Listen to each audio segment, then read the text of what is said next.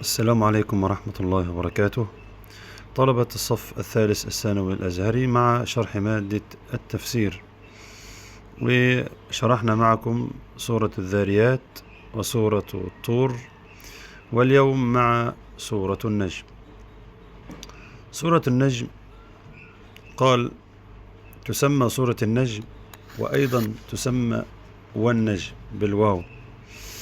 قال عدد آياتها 62 آية. مكان نزولها أو زمان ومكان نزولها، قال هي مكية على الإطلاق، وكان نزولها بعد سورة الإخلاص، فهي تعتبر من أوائل السور نزولا على النبي صلى الله عليه وسلم، ولم يسبقها في النزول سوى 22 سورة، يعني هي السورة رقم 53. يبقى هي السورة رقم 53 في ترتيب في ترتيب المصحف الشريف. أهم المحاور والمقاصد التي اشتملت عليها السورة الكريمة، الذي يتدبر هذه السورة الكريمة يراها قد اشتملت على مقاصد من أهمها.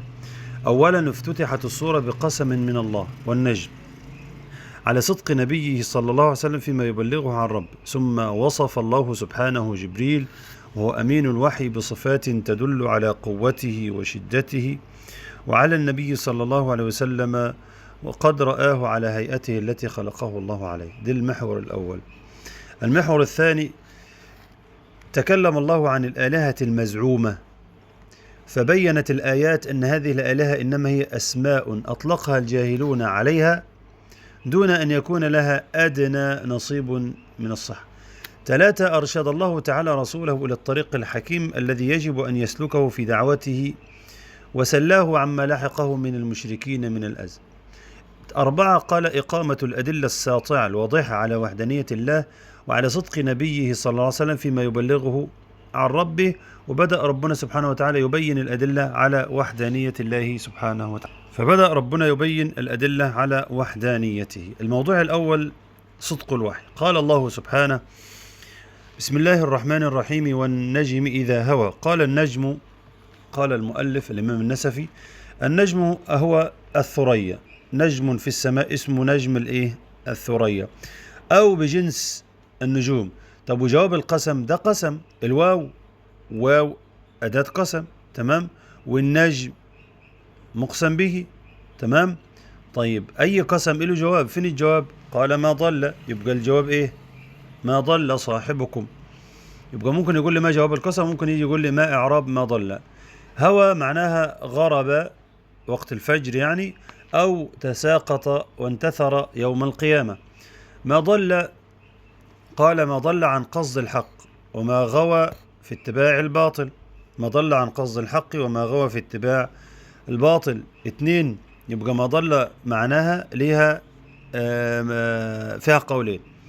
القول الثاني قال لي الضلال نقيض الهدى، والغي أو الغي نقيض الرشد. الضلال نقيض، ممكن يقول لي نقط، يبقى نقيض الهدى، والغي نقيض الرشد. والمراد معنى الكلام هو صلى الله عليه وسلم مهتد راشد، وليس كما تزعمون من نسبتكم إياه إلى الضلال والغي. صاحبكم طبعا معروف هو النبي محمد صلى الله عليه وسلم، والخطاب معروف أيضا بقريش، الخطاب لقريش. طيب الغريب بقى بيقول لي لماذا، عفوا التلفون وقع من على الحامل. نرجع تاني. بيقول لي لماذا قال صاحبكم؟ يعني الله سبحانه يقول صاحبكم. طب صاحبكم ازاي وهو لم يؤمنوا به؟ شوف المعنى. قال لأنه صاحبهم كام؟ 40 سنة حتى أنزل عليه النبوة، فضل 40 سنة. قال صاحبهم 40 سنة لم تشبه شائبة أو شيء يخل بمرأته، لم يلحظوا عليه ولو كذب واحد، بل هم الذين أطلقوا عليه الصادق الأمين.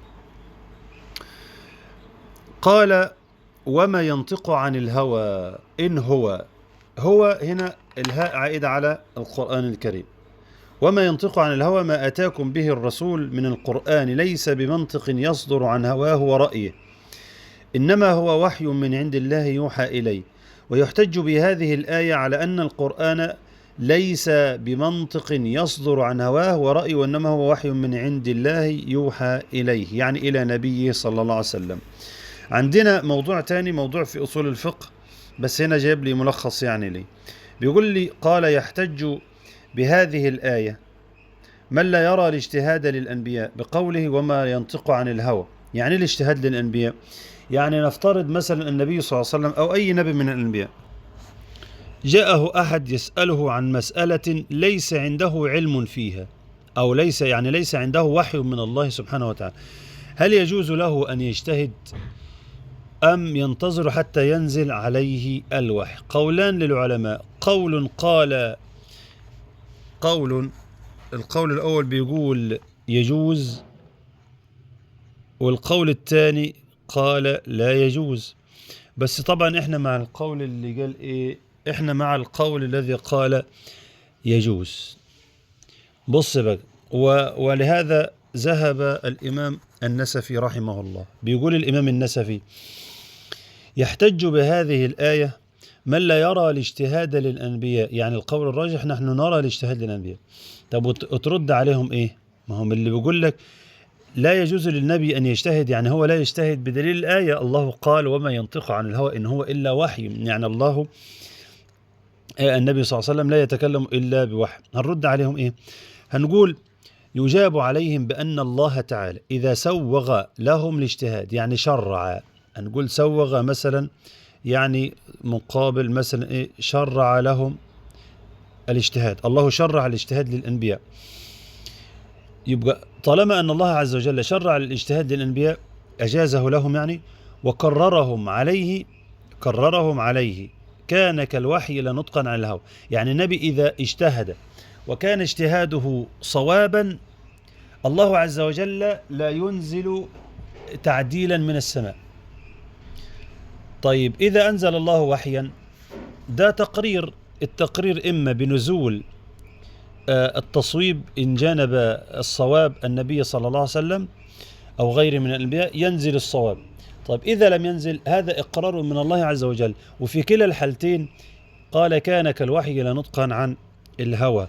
وقال الألوسي، لأن ممكن يقول لي ماذا قال الألوسي في هذه الآية، ولا يبعد عندي أن يحمل قوله وما ينطق عن الهوى على العموم سواء في القرآن أو في السنة في كل الحالتين، وهذا هو الصواب، لأن النبي صلى الله عليه وسلم اجتهد في بعض الأمور مثل أسرى بدر، فأشار النبي على أبي بكر، فأشار له عليه أبو بكر وقال نفديهم، يعني إيه، نأخذ مقابل مال ونفديهم، يعني إيه، نخليهم لسبيلهم. وقال عمر رضي الله عنه أمر أو أشار عليه بالقتل، فوافق النبي صلى الله عليه وسلم على رأي أبي بكر، وأنزل القرآن تأييدا لقول عمر، وقال الله ما كان لنبي وما كان لنبي أن يكون له أسرى. فهذا وحي من الله عز وجل نزل يبين الصواب. طيب، يبقى القول الصواب أو الراجح أنه يجوز للنبي أن يجتهد، وسواء كان اجتهاده صوابا أم غير صواب في كلا الحالتين ينزل قرآنا، إذا كان خطأ ينزل القرآن ليصحح، وإذا كان صوابا لا ينزل شيء في كلا الحالتين. ده يكون إيه، تقرير من الله. علمه شديد القوة. طبعا المعلم عفوا هنصحح هنا، المعلم اسم فاعل هو سيدنا جبريل، المعلم هو سيدنا جبريل، وهو المعلم هو سيدنا محمد صلى الله عليه وسلم. علمه يعني علم محمدا، فالهاء تعود على النبي محمد صلى الله عليه وسلم. شديد القوى يعني ملك شديد قواه، وهو جبريل عليه السلام عند الجمهور. طيب، ما ظهر قوته؟ قال أنه اقتلع قرى قوم لوط من الماء الأسود. الماء الأسود دي اللي في البحر الميت، يعني على القول إن هم كانوا هناك، وحملها على جناحه ورفعها إلى السماء ثم قلبها، حتى أنهم قالوا أن الناس قرى قوم لوط سمعوا تسبيح الملائكة، وسمعت الملائكة يعني صياح نسائهم. وصاح صيحة في ثمود فأصبحوا جاثمين. وذو مرة قال عن ابن عباس ذو منظر حسن. فاستوى قال فاستقام على صورة نفسه الحقيقية، يعني سيدنا جبريل، غير الصورة التي كان يتمثل بها كلما هبط بالوحي، وكان ينزل عليه السلام في صورة دحية رضي الله عنه، وذلك أن رسول الله صلى الله عليه وسلم أحب أن يراه في صورته التي خلق عليها، فاستوى له في الأفق، وهو أفق أفق الشمس، فمال الأفق ده اللي هو الفاصل بين السماء والأرض. يعني الإنسان لما يجي ينظر كده وقت غروب الشمس أو وقت شروق الشمس بيكون متهيأله كده فيما يوهم لنظره أن السماء تلتقي بالأرض على بعد النظر ده، فهو ده اسمه الأفق. شبيه بهاتين الآيتين قال إنه لقول رسول كريم ذي قوة عند ذي العرش مكين. قيل ما رآه، هل رأى أحد من الأنبياء؟ طبعا ده تقريبا هذا ليس عليه دليل، بس احنا لينا اللي في الكتاب. قيل، ودي طبعا قيل يعني رأي ضعيف، ما رآه أحد من أنبياء الله إلا النبي صلى الله عليه وسلم، رآه كم؟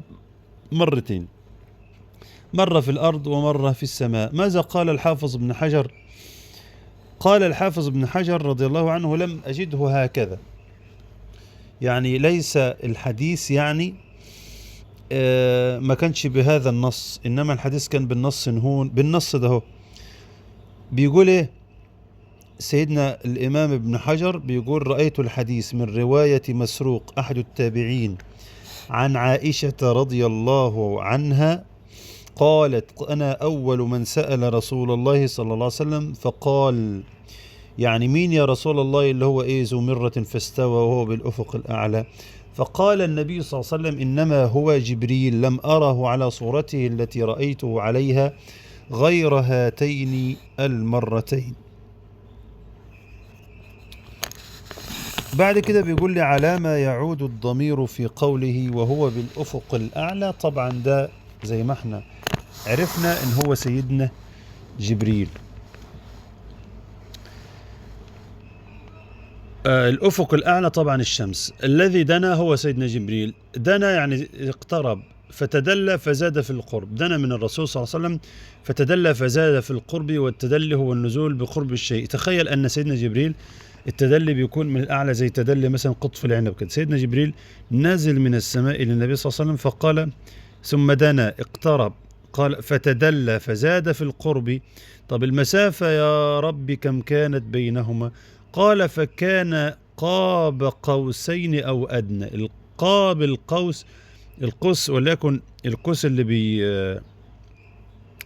بيرموا بيه هكذا مثلا، وبيكون ايه الوتر بتاعه معمول كده مثلا، والسهم هنا كده.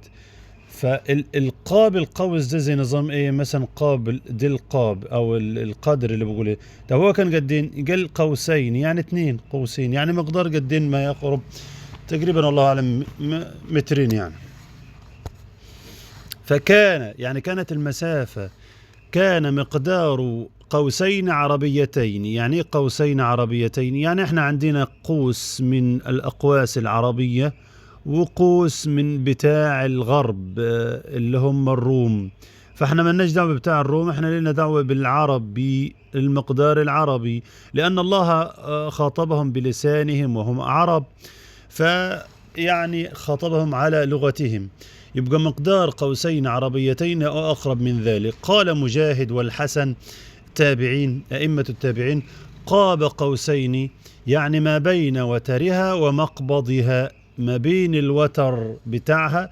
الوتر طبعا اللي هو الايه اللي اشبه بالاستك، اللي هو بايه بيكون هنا الواحد بيشد لورا علشان يرمي بالسهم، والمقبض اللي هو هنا بيمسك بيه كده، تمام، اللي يمسك مثلا بايده اللي يمسك بيه. قال هو ده الايه القاب. والمراد بكده قال افاده شده القرب او ادنى، يعني على تقديركم، يعني انت هذا ليس شك من الله سبحانه وتعالى، وإنما يعني الواحد على تقديركم أنتم، أنت لما تيجي تقول مثلا والله المسافة كانت بين سيدنا محمد وبين سيدنا جبريل مترين أو أقل، ما تزيدش عن كده يعني، مترين أو أقل. فأنا لما أجي أتكلم أنا كرجل عربي بقول بالكلام ده، فالله خاطبه على هذه اللغة، وليس أنه سبحانه وتعالى شك ما عز الله عن ذلك. فبقال لي لأنهم خطوبة على لغتهم ومقدار فهمهم، فهم يقولون هذا قدر رمحين أو أنقص، هم بيقولوا كده. وقيل أو هنا معناها إيه بل، وقيل أو معناها بل أدنى. وخص قاب القوس قال لي لأنه كان من عادة العرب. بص بيقول لي كان من عادة العرب إذا تحالفوا في الجاهلية، يعني خلاص كان بينهم حروب وكده، اصطلحوا وأصبحوا إيه هم الاثنين واحد. قال يخرجون قوسين ويلصقون أحدهما بالآخر، فيكون قاب أحدهما ملاصقا للآخر حتى لكأنهما قاب واحد، ثم ينزعونها معا ويرمون بهما سهما واحدا، فيكون ذلك دليل على التحالف التام. يعني بيجيبوا السهمين ويلصقون في بعض ويرموا بهم سهم واحد، ده دليل على انهم متحالفين. فأوحى بيقول لي ايه فاعل أوحى محذوف تقديره هو جبريل، يعني مين اللي أوحى؟ سيدنا جبريل. فأوحى سيدنا جبريل، اللي أوحى لمين؟ إلى عبده. عبده الهاء هنا عائد على مين؟ عبده ده سيدنا محمد، تمام. طيب الهاء عائدة على الله. طيب ولماذا لم يجر له ذكر؟ هنقول لم يجري له ذكر لكونه في غاية الظهور، ولأنه لا يلتبس. نظيره قال تعالى ما ترك على ظهرها من دابة، يعني على الأرض، يعني مش معقول عبده يعني عبد جبريل، لا طبعا، إلى عبد الله محمد. ولماذا لم يجري له ذكر؟ نقول لأنه في غاية الظهور. لماذا أبهم الله ما أوحى؟ هل ربنا أخبر؟ ربنا أوحى إيه؟ لا. طب ليه؟ تفخيما للحديث، تفخيما للوحي الذي أوحي إليه، ده تفخيم للوحي. ما أوحى؟ هي اللي أوحى؟ لا، الله أعلم. قيل، يبقى ده القول الصحيح. طالما قال قيل زي ما تعودنا يبقى القول ده ماله ضعيف. أوحى إليه أن الجنة محرمة على الأنبياء حتى تدخلها، حتى تدخلها أنت يا محمد صلى الله عليه وسلم، وعلى الأم حتى تدخلها أمتك. والسر البلاغي، السر البلاغي بقى قال ده للتعظيم والتوهيل. السر البلاغي اشمعنى لماذا أبهم؟ يبقى هنقول أبهم للتعظيم والتهويل وكذلك التفخيم. ما كذب الفؤاد، طبعا الفؤاد اللي هو قلب محمد صلى الله عليه وسلم، فؤاد محمد. ما كذب الفؤاد ما رأى، ما رآه ببصره من صورة جبريل. يعني ما قال قلبه لما رآه لم أعرفك، ما قالش أنا مش عارفك، يعني زي ما بنقول كده أنا ما كذبتش عين. ولو قال ذلك حاشاه صلى الله عليه وسلم لكان كاذبا، لأنه عرفه، يعني أنه رآه بعينه وعرفه بقلبه، ولم يشك أن ما رآه حق. أفتمارونه، أفتمارونه قال يعني أفتجادلونه. طب وأصل الكلمة قال من المراء، والمراء معناه المجادلة في الباطل، تمام. اشتقاقه مما يشتق هذا اللفظ، قال مشتق من، فين الكلمة عشان نوضحها؟ مشتق من مري الناقة أو مرى الناقة، تمام. الصورة واضحة كده. اشتق من مرى الناقة يعني حلب الناقة، مرى الناقة يعني أو مري الناقة يعني حلب الناقة. كأن كل واحد من المتجادلين يمري ما عند صاحب، يعني كأنه بيحلب ما عند صاحب، فاستخدمت الكلمة للجدال. أفتمارونه قال لي في استخدام حرف الجر على، لماذا لم يقل في ولم يقل، لماذا لم يقل في وقال على؟